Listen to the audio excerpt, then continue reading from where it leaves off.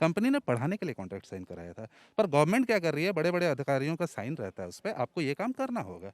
अगर आप ये काम नहीं करोगे तो आपको या तो एक्शन होगा उस पे, सैलरी काट ली जाएगी। एक तो सर 8,000 की सैलरी हमारी, उसमें 400 काट ही लेंगे। जिए या मरे, आप ही बताओ। 8-9 हज़ार की बात करें अभी के अकॉर्डिंग तो बहुत ही मुश्किल है कि एक अकेला इंसान उस चीज़ को घर को पूरी तरह से कंप्लीटली चला पाए। घर सर कर्जा लेके चल रहा है सर। खेत तो बंधा कर दिए हैं, उसी से चल रहा है। उम्मीद है कि मिलेगा, लेकिन अब कब मिलेगा इसका कोई ठिकाना नहीं है। मुख्यमंत्री द्वारा घोषित नियुक्ति वर्ष का ये आखिरी महीना है और ये जो आप मेरे साथ लोग खड़े देख रहे हैं, ये लोग बेरोजगारी के कगार पर हैं। यहाँ पर जितने लोग दिख रहे हैं, ये इतने ही नहीं हैं, संख्या 4,000 है। ये लोग हैं केंद्र और राज्य सरकार के सम्मिलित उपक्रम से चलाई जाने वाली आईसीटी परियोजना के तहत कार्यरत कंप्यूटर शिक्षक। ये लोग झारखंड के मिडिल और हाई स्कूल में कार्यरत हैं।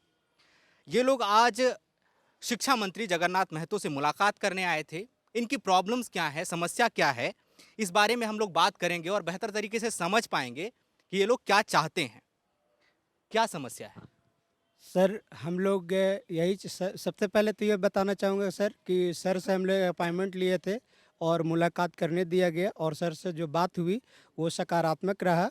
उन्होंने कहा कि सबसे पहले मैं फाइल देखूंगा, उस पर विचार करूंगा। आप लोग का समस्या हमारे तक आया ही नहीं था, जबकि हम लोग व्यक्तिगत रूप से पत्रचार करने का कोशिश किया था। लेकिन लेकिन अब समस्या क्या है सर, हम लोग के कि 3 महीने के बाद हम लोग की सेवा समाप्त होने वाली है सर। 5 महीने के लिए 5 वर्ष के लिए हम लोग के कॉन्ट्रैक्ट बेसिस पे रखा गया था, लेकिन मार्च 2022 में हम लोग का सेवा समाप्त होना है। तो हम लोग भविष्य को लेकर चिंतित थे कि 5 महीना के बाद हम अब जाएंगे क्या।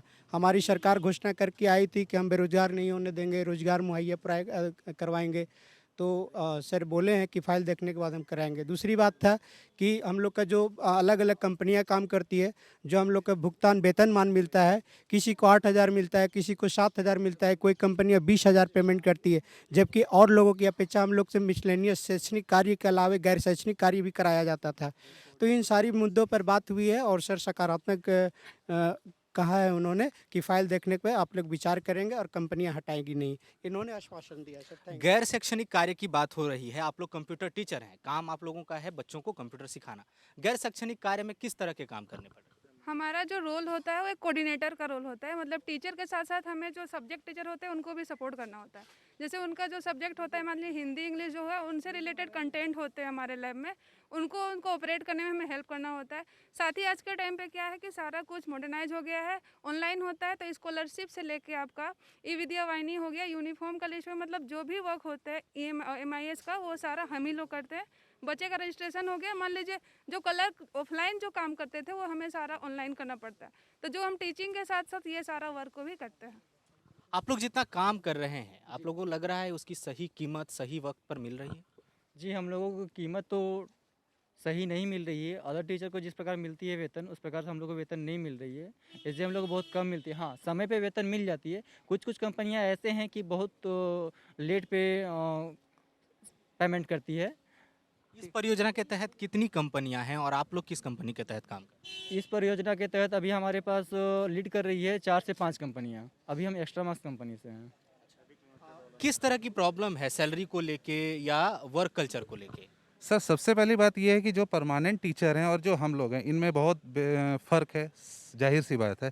लेकिन जब अटेंडेंस बनाना होता है, अगर हम पहले एग्जांपल से शुरू करते हैं तो अटेंडेंस बनाना होता है, तो जैसे परमानेंट टीचर 8 बजे ई विद्या वाहिनी के थ्रू अटेंडेंस बनाते हैं, हमारा भी वैसा ही प्रोसेस है कि हम 8 बजे ई विद्या वाहिनी के थ्रू अटेंडेंस बनाते हैं। जब वो 2 बजे निकलते हैं, एकदम 2 बजे हमें भी निकलना होता है। ऐसा कोई छूट नहीं है कि हम 10 बजे जाएंगे और 1 ही बजे निकल आएंगे।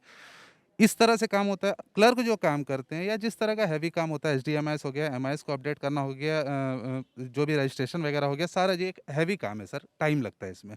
सब हम लोग करते हैं। सर ने कहा बाहर एक सर ने कहा कि सर क्या है कि कंपनी ने आपको पढ़ाने के लिए, या कंपनी ने तो कॉन्ट्रैक्ट आपको साइन कराया होगा ना, कंपनी ने पढ़ाने के लिए कॉन्ट्रैक्ट साइन कराया था।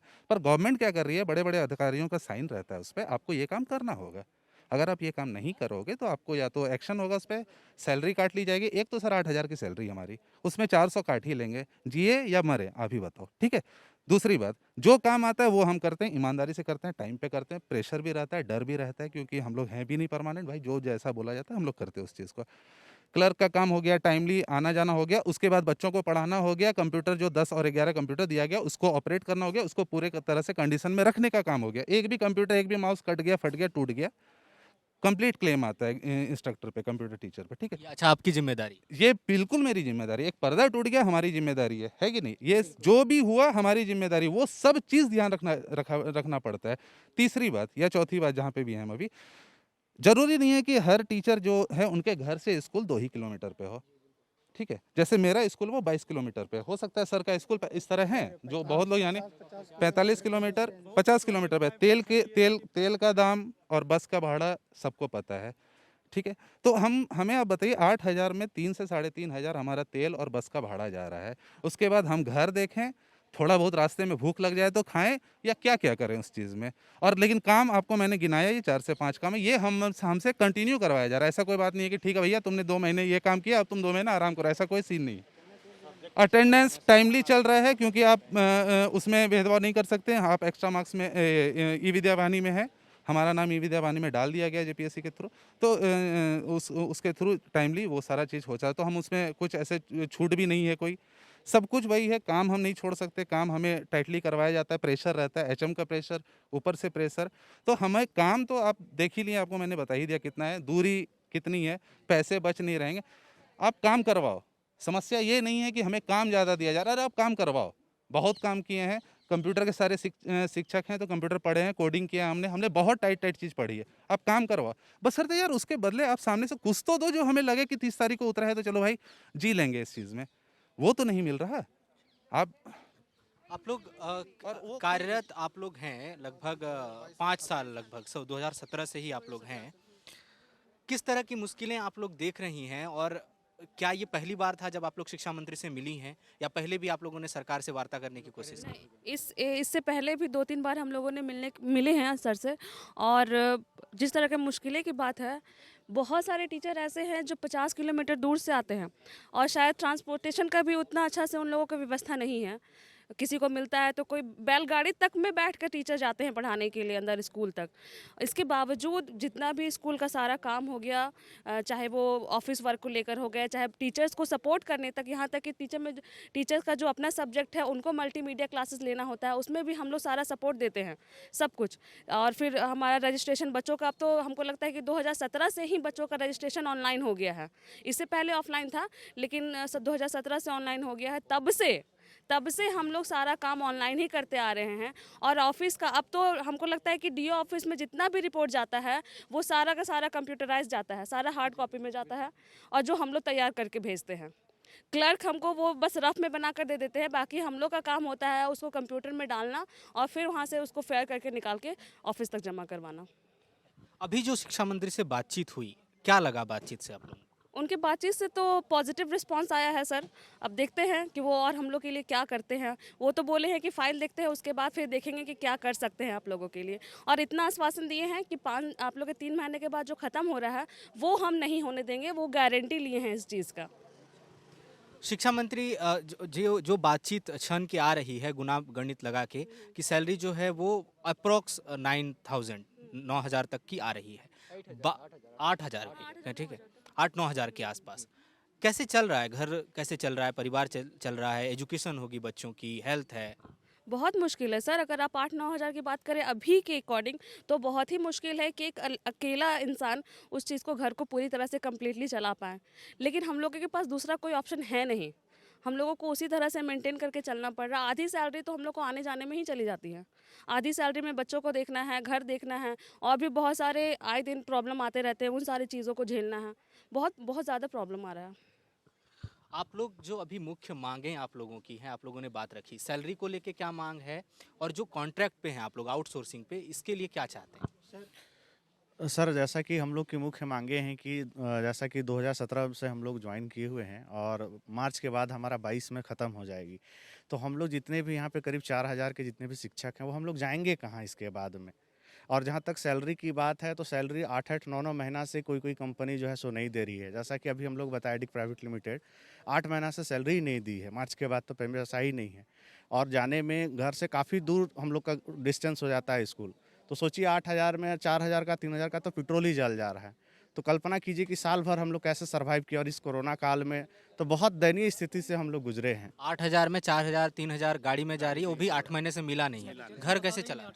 घर सर कर्जा लेके चल रहा है सर, खेत तो बंधा कर दिए हैं, उसी से चल रहा है। उम्मीद है कि मिलेगा, लेकिन अब कब मिलेगा इसका कोई ठिकाना नहीं है। अब मार्च के बाद तो फिर जॉब भी खत्म हो जाएगा, तो कहाँ जाएंगे बीवी बच्चों को लेके, उसका कोई मतलब भविष्य पूरा अंधकार में हम लोग का है। जितने भी कंप्यूटर शिक्षक हैं, जितने हम लोग व्यावसायिक शिक्षक पढ़े लिखे हैं, और सरकार बोलती है कि अभी जो है सो नया शिक्षा नीति आ रही, सारे वोकेशनल के जितने भी कोर्स हैं उनको 6 क्लास से ही पढ़ाएंगे।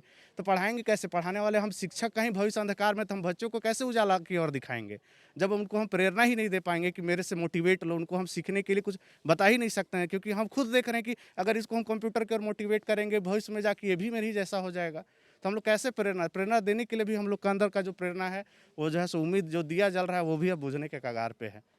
तो डिजिटल इंडिया का नारा है, और जो लोग डिजिटल इंडिया के बनाने की नींव हैं वही लोग परेशानी में हैं। 8,000 की बात है, ठीक है, वो समय पे मिलता नहीं है। प्रेरणा फिर तो पढ़ाने की नहीं है, किस तरह की और मुश्किलें आप लोग देख? स्कूल में जैसे कुछ स्कूल में टीचर भी नहीं है, मैथ का हो गया, साइंस का हो गया। कंप्यूटर टीचर मैथ भी पढ़ा रहे हैं, साइंस भी पढ़ा रहे हैं, क्योंकि मैट्रिक में जो है वो कंप्यूटर नहीं है, और वो मैथ जरूरी है, साइंस भी जरूरी है। उसको कंप्यूटर सेट करके मैथ और साइंस पढ़ाया जा रहा है, जिसकी वजह से बच्चों का रिजल्ट ख़राब ना हो। इस बार ओमार सीट कर दिया, 2 एग्जाम लेना है, दिसंबर में तो हुआ नहीं, अब वो जनवरी में होगा। उसमें ओमार सीट अगर नहीं कराए बच्चा लोग तो रिजल्ट ख़राब हो जाएगा। इसकी वजह से साइंस भी पढ़ाना पड़ रहा है और मैथ भी पढ़ाना पड़ रहा है, और 9 महीना से हम लोग को पेमेंट में सबसे दुख की बात ये लगता है, हम लोग तो कोचिंग पढ़ा के चल रहा है, तो छोड़ दे कब तक जॉब। तो नियुक्ति वर्ष में 4,000 जो युवा हैं वो बेरोजगारी की कगार पर हैं। इनका कॉन्ट्रैक्ट और 3 महीने तक है। इन्होंने आज शिक्षा मंत्री से बात की, और इनकी मुख्य मांग यही है कि पहले तो ये जो कॉन्ट्रैक्ट का मामला है उसे खत्म किया जाए। ये लोग आउटसोर्सिंग पर काम नहीं करना चाहते, बल्कि सीधे राज्य सरकार के अधीन काम करना चाहते हैं, ताकि जो सैलरी है वो समय पर मिले। ये लोग कह रहे हैं कि हमें काम करने से कोई परेशानी नहीं है, बल्कि हमें जो हमारा हक है, अधिकार है, वो मिले। कम से कम जो फैमिली की बुनियादी ज़रूरतें हैं, जो बेसिक नीड्स होती हैं, वो तो कम से कम पूरा कर सकें। देखना होगा कि आगे शिक्षा मंत्री इस पर क्या संज्ञान लेते हैं, मुख्यमंत्री क्या इस पर संज्ञान लेते हैं, कैबिनेट में आगे क्या फैसला होता है।